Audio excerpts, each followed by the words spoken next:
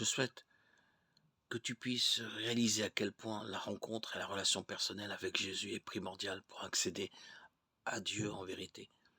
La relation à Dieu n'est pas une question de règles de conduite, mais une question de vie ou de mort.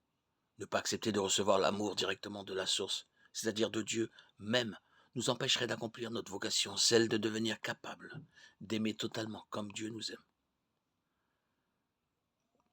Toi qui entreprends de lire l'Évangile, n'hésite pas à poursuivre tes lectures en relation avec ton Créateur. Accueille cette parole du livre de l'Apocalypse, le dernier des livres de la Bible. Voici que je me tiens à la porte et je frappe. Si quelqu'un entend ma voix et ouvre la porte, j'entrerai chez lui, je prendrai mon repas avec lui et lui avec moi. Apocalypse 3:20. Courage, ouvre la porte de ton cœur, cherche le Seigneur tant qu'il se laisse trouver. Isaïe 55:6. Notre vocation est d'entrer en relation d'amour avec Dieu. Saint Paul l'affirme, Dieu nous a choisis dans le Christ avant la fondation du monde pour que nous soyons saints, immaculés devant lui dans l'amour. Éphésiens 1:4.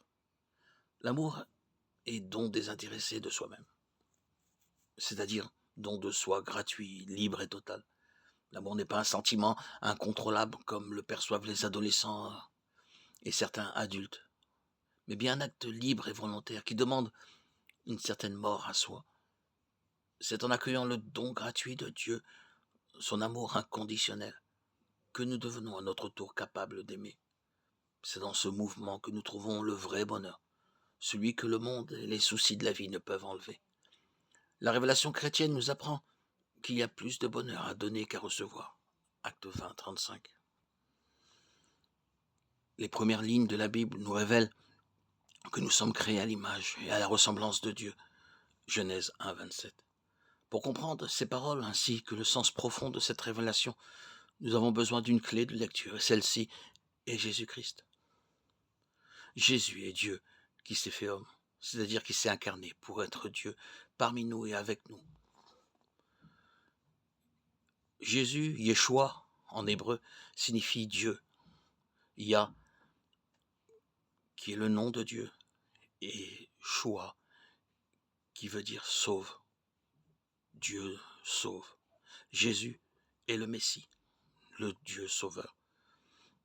Il est aussi le Christ, ce qui signifie loin. En hébreu, le Mashiach, Moshiach, c'est-à-dire l'élu de Dieu.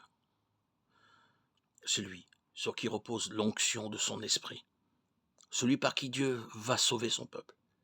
Et en conséquence, toute notre humanité.